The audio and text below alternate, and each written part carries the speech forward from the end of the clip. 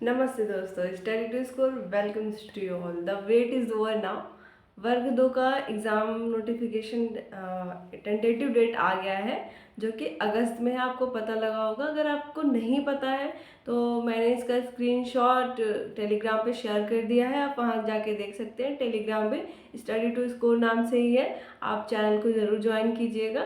You will get notification of exams, exam date और vacancies, और अच्छी चीज़ें मिल सकती हैं वहाँ पे आपको, जो भी चीज़ें चल रही होंगी गवर्नमेंट जॉब की से रिलेटेड। तो चलिए स्टार्ट करते हैं वीडियो को। आज की वीडियो इसी पर है कि एग्ज़ाम डेट आ गया है और कैसे स्टडीज़ करें। तो एग्ज़ाम डेट अगस्त में है, इसका मतलब you have lot of time.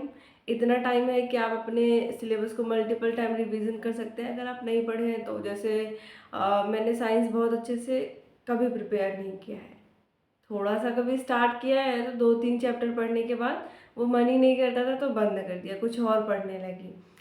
Science में जैसे केमिस्ट्री हो गया तो मैंने वो ग्रेजुएट लेवल की पढ़ी है अच्छे से, पर वो 10th लेवल में नहीं मैच करती, डिफरेंट होती है, उसका लेवल कम होता है और कॉन्सेप्ट थोड़े अलग होते हैं। थोड़ा वो चीज़ें भी पढ़नी पड़ती है 10th में, जो आगे चल के एक्सेप्शन में आके कट हो जाती है सिलेबस से ही। जैसे कुछ एटम्स वगैरह के बेसिक थियोरीज हैं जो आगे चल के उसका नाम नहीं रहता लेकिन स्टार्टिंग में रहता है। और जैसे एक एग्जांपल ले लीजिए, पीरियोडिक टेबल में डोबेराइन का अतिरिक्त सिद्धांत, ये सब चीज़ें छोटे में है, पर जब आप बड़े में जाएंगे तो ये लाइन भी मेंशन नहीं रहती है। 1-2 लाइन कहीं मेंशन रहती है कि जो पुरानी थियोरीज हैं जो फेल कर गई, बाद में सीधे लॉन्ग फॉर्म पढ़ाना स्टार्ट हो जाता है, तो वो चीज़ें डिफरेंट करती हैं। तो मुझे भी स्टार्टिंग से ही पढ़ना है। अभी मैं आपको शेयर करूँगी कि कैसे मैं स्टार्ट करूँगी। पहले मैं एक चीज़ बता देती हूँ, मेरा फुल फोकस इस पे नहीं रहेगा, क्योंकि बात यह है साइंस में सीट बहुत कम आती है। जैसे 100 सीट आ गई, उसमें से भी मैं जनरल में आती हूँ, फीमेल कोटा मुझे मिलेगा नहीं, तो फिर बहुत ज़्यादा इसमें इन्वेस्ट करना मुझे ठीक नहीं लगता। लेकिन हाँ, इतना भी नहीं करना है कि बाद में पछतावा हो अगर वैकेंसीज आ गई तो, मतलब ऐसे ऐसे बैलेंस पे करके। तो इस समय मैं केमिस्ट्री पढ़ रही हूँ, तो मॉर्निंग का मैंने, जैसे केमिस्ट्री का मैंने 15 डेज प्लान बनाया है कि मुझे क्या क्या पढ़ना है। मॉर्निंग में मैं वो प्लान एग्जीक्यूट करूँगी, वो यूनिट ख़त्म करने को, और फिर नाइट में मैंने बनाया है कि मैं वर्ग 2 के एक एक टॉपिक को पढ़ती रहूँगी। सबसे पहले मैंने लिया है एक कॉपी और ये सिलेबस का प्रिंट आउट।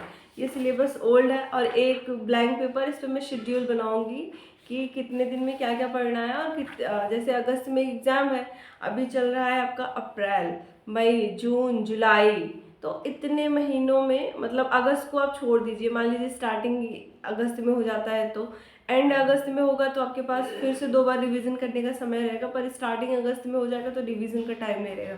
तो ये जो 4 महीने बच्चे हैं, तीन तीन ही मान लीजिए, क्योंकि मैं जॉब में हूँ तो बहुत सारे काम रहते हैं और बीच बीच में ऐसा काम आता है ना कि डिस्ट्रैक्शन हो जाता है। मतलब मेरा शेड्यूल बहुत अच्छे से चल रहा है, चल रहा है, चल रहा है, 4 दिन चला, 5 दिन चला, 6वें दिन संकुल बुला लिए, हो गया। अब वापस आओगे तो रात हो जाएगी, और बाहर गए हो और उधर बहुत ज़्यादा रास्ता ख़राब है, हाथ दर्द करता है गाड़ी चलाने में, धूल वगैरह रहती है तो वैसे ही सर दर्द करने लगता है। फिर एक दिन सो लिए, फिर अगले दिन हो गया, शेड्यूल गया, फिर से टाइम टेबल बनाओ, मेरा ऐसा ही चलता है। तो अगर 2 महीने का समय है तो मेरे पास, मैं मानूंगी 1.5 महीने का समय है, उसके अकॉर्डिंग मैं प्लानर बनाऊंगी अपना स्टडी करने का और वही एग्जीक्यूट करूंगी।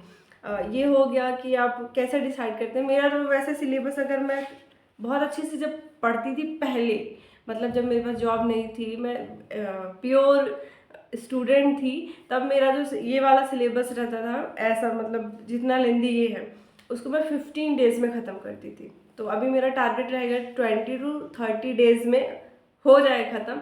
1-2 टॉपिक छूटे तो कोई बात नहीं, लेकिन 30 डेज में एटलीस्ट हो जाए। कुछ पोर्शन मैं छोड़ दूंगी, उसको बाद में प्रैक्टिस करूंगी, जैसे हिंदी हो गया, इंग्लिश हो गया। ये बहुत ही इजी आते हैं मुझे जहाँ तक लगता है। और जो 1-2 प्रश्न आते हैं इंग्लिश के, जो सिनोनिम्स एंटोनिम्स का है, वो तो मुझे नहीं आने से रहा, और वो उसमें बहुत ज़्यादा मेहनत करनी पड़ती है तब जाके आता है, और वो 1 ही नंबर का आता है, तो मैं उसको पहले से स्किप करने की सोच रही हूँ। और बाकी जितने रह गए तो जैसा जैसा है टॉपिक, जैसे ये है ब्रह्मांड, इसको पढ़ने में 2 दिन लग सकते हैं क्योंकि इसमें काफ़ी डिटेल है और अच्छे से पढ़ा जा सकता है इसको पढ़ने के लिए आप बेस्ट बुक मेरे नज़र में परीक्षा वाड़ी है, आप वहाँ से पढ़ सकते हैं। बहुत ही अच्छे से डिटेल में दिया हुआ है। अगर वहाँ से नहीं पढ़ते हैं तो कुछ यूट्यूब चैनल के लिंक्स मैं शेयर कर दूँगी, आप वहाँ से पढ़ सकते हैं। ऐसे मापन है, मापन 12th की बुक से पढ़ा जा सकता है अच्छे से। वहाँ 12th मतलब यूपी बोर्ड के 11th, जब हम पढ़ते थे 12th में तो 11 12 दोनों का 12th में परीक्षा होता था। इतनी मोटी मोटी किताबें रहती थी और उन दोनों का मतलब part 1 physics, part 1 physics, part 2 दोनों का एग्ज़ाम 12th में देना पड़ता था। तो उस समय लोड ज़्यादा रहता था। अभी तो एनसीईआरटी आ गया है तो थोड़ा लोड कम हो गया। आप एनसीईआरटी से भी एक बार पढ़ सकते हैं, उसमें काफ़ी अच्छे से चीज़ें दी रही रहती है। अब आते हैं मतलब स्टार्ट करना और उस पर क्वेश्चन प्रैक्टिस करना, ये सारी चीज़ें।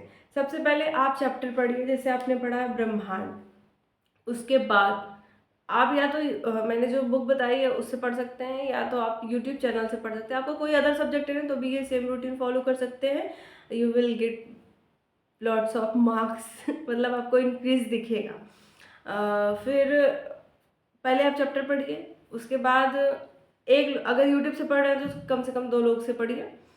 थोड़ा पहले लोग से जब पढ़िए तो थोड़ा ध्यान से पढ़िए, दूसरे से जब भी पढ़िए तो थोड़ा स्पीड बढ़ा दीजिए। फिर उसके बाद स्टार्ट कीजिए ऑब्जेक्टिव क्वेश्चन, यूट्यूब पे सर्च कीजिए ब्रह्मांड ऑब्जेक्टिव, तो आपको वहाँ पे मिल जाएंगे। उसमें देखिए कि आपको क्या क्या आ रहा है, क्या नहीं आ रहा है। जो नहीं आ रहा है उसके नोट्स बनाइए और उसी से रिलेटेड जो पॉइंट्स हैं उसको सर्च कर लीजिए। इतना हो गया।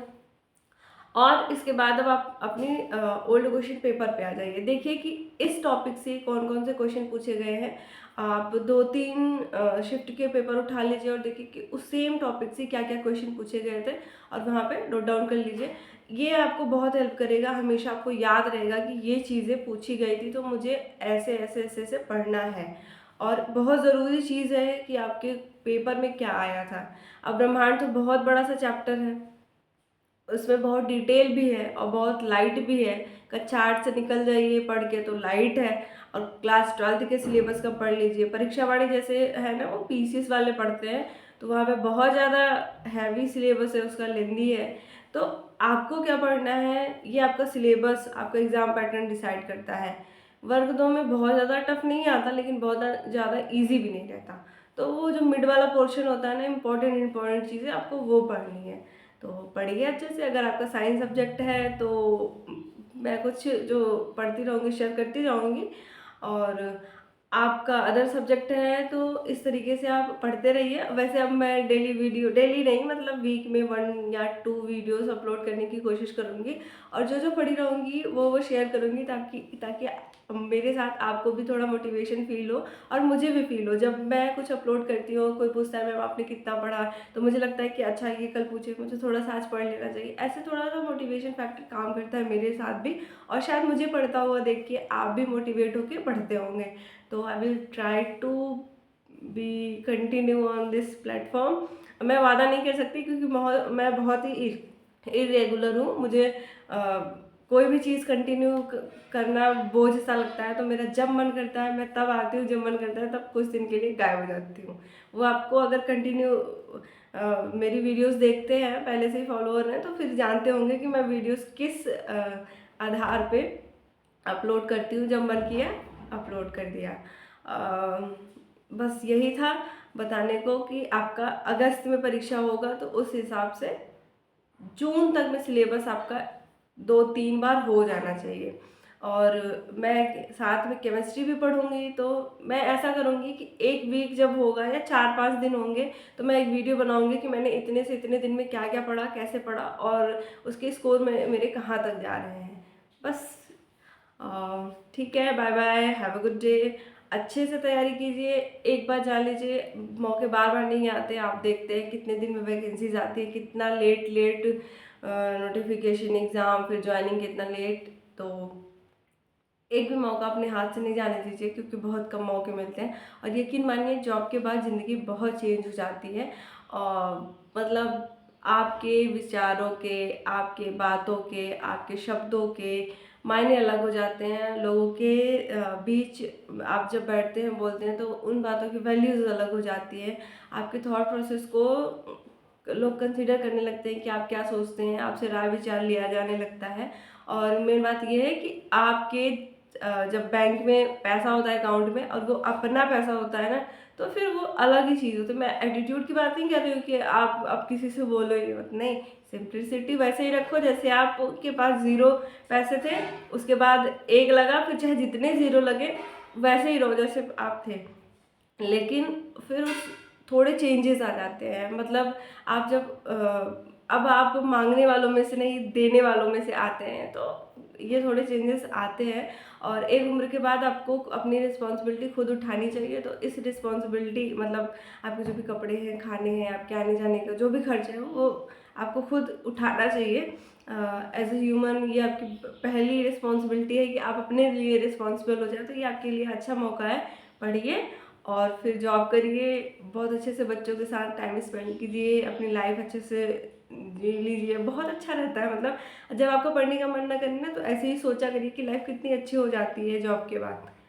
ऐसे ही सोच सोच के पढ़ते रहिए। मैं भी ऐसे ही सोचती हूँ कि अगर मेरी दूसरी नौकरी लग जाती है, सैलरी बढ़ जाएगी और फिर थोड़ा प्रोग्रेस होगा, मेरा जो जहाँ मैं काम करूँगी वहाँ पे थोड़ा और अच्छा एक्सपीरियंस मिलेगा, लाइफ को थोड़ा और एक्सप्लोर कर पाऊँगी, ऐसे ही सोच के मैं पढ़ती हूँ। आप भी पढ़िए।